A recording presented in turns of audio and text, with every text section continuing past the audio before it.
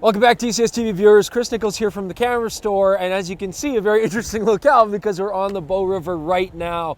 We're looking at the brand new Nikon KeyMission 360 cam. You know, this is a total experiment for us today. You know, you've got me here in front, and if you guys look behind you, you got Elliot there fishing, we got Wade from Troutfitters, and Jordan, we actually got him on a fishing boat. Unbelievable. This is historic. And it's an experiment because this whole VR video thing is very new, and the KeyMission 360 is now bringing you a very rugged, very compact 360 camera that does 4K. So there's a lot of very interesting potential here. We're going to play with it today. We're going to see how it does, and hopefully it all works out. Jordan has been going nuts just trying to get everything to work, get the software to work, make sure the compression works properly, that frame sizes are appropriate. There's a lot to it, but I, for my part, am going to try to deal with being a presenter in a 360 environment. You know, I'm going to be trying to tell you guys to, look over here where Elliot's casting to the bank, or, you know, check out this beautiful terrain that we're passing by on the far bank here. Got lots of nice yellow colors out in the Alberta wintertime, and it's going to be a very interesting and hopefully successful video today.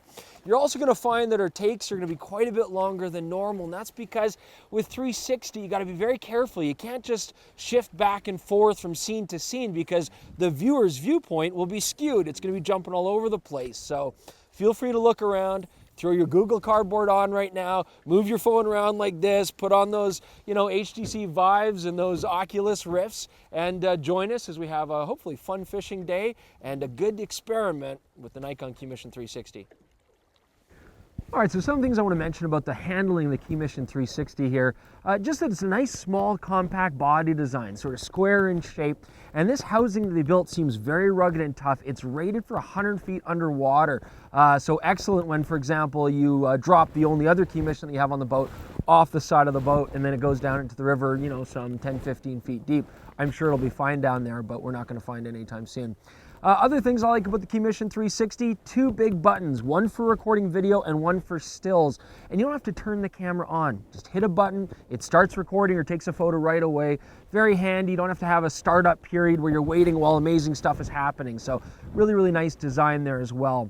They've also built a silicone jacket around it, and that silicone jacket gives a little bit of shock resistance, also makes it so that when the camera falls out of your pocket and hits the side of the boat, it bounces with the rubber silicone and goes well out of your reach into the river, so that that's now gone forever. Other things I like about the KeyMission 360, we've got flat field lenses. Now, for the most part today, you're getting the curved lenses. It gives you the widest field of view. But if you're underwater and you need focus, the flat field lenses will maintain that. You do, though, get a fairly big seam on the left and right side. You know, it's going to split those two lenses in a pretty big, bad way. So far, we haven't seen any filter adapters, but the way the bayonet's designed, there's probably going to be some aftermarket stuff for these cameras. Only other things I want to say about the KeyMission, from a handling aspect, battery life is not great. You know, the batteries on this, it's hard to equate how much time we're getting, but we've already gone through 3 or 4, and you know, we're only halfway through the day. So pretty rapid battery loss. Make sure you turn it off, and you know, maybe something to do with that constant connectivity to the camera. Now, we do have one fully charged battery ready to go, but it happens to be inside the other KeyMission 360, which, as I mentioned, fell out of my pocket, bounced off the side of the boat, and went down to the bottom of the Bow River. So it's down there, but I'm sure that camera is going to be charged for a little while down there. So otherwise, though, it's small, it's compact, it's easy to position. I like the handling.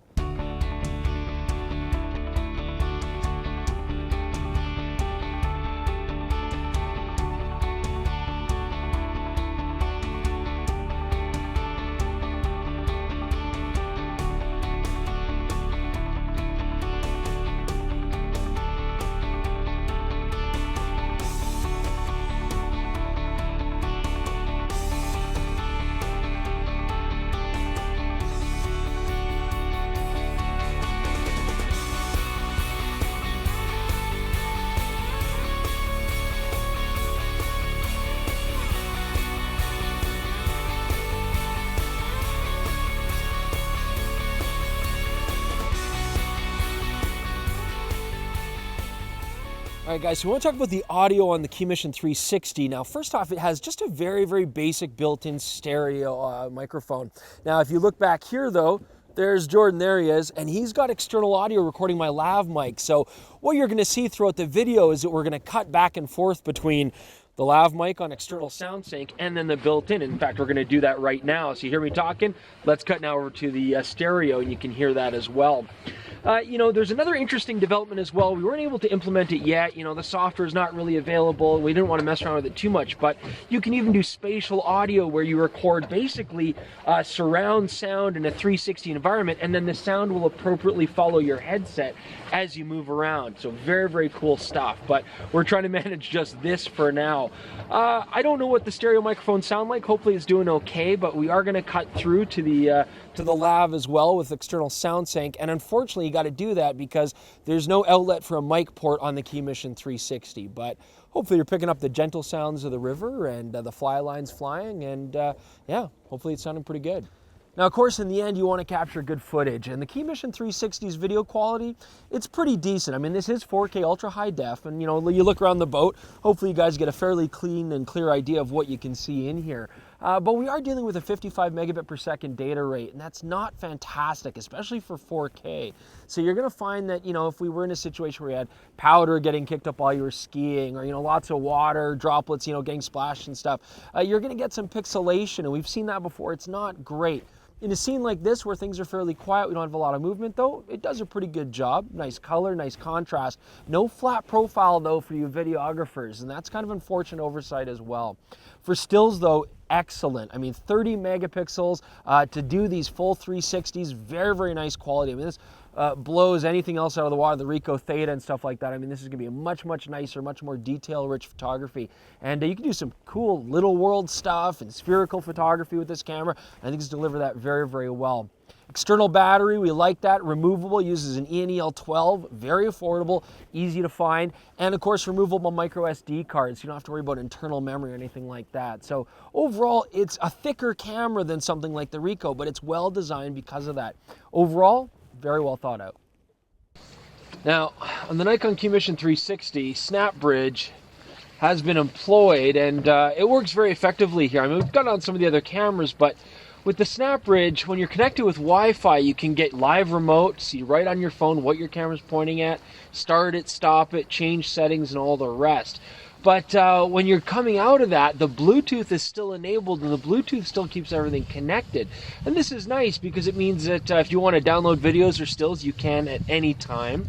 I also find that unlike some of the other cameras that I've used from them, with this, it's actually very seamless, the transferring from Wi-Fi to Bluetooth and Wi-Fi to other networks. I mean, in the store, when we were playing around with it, we would look at the camera, do the live remote, and then we'd cancel out of that if we didn't need to do it anymore, and then it would just seamlessly connect right back to the camera store's Wi-Fi.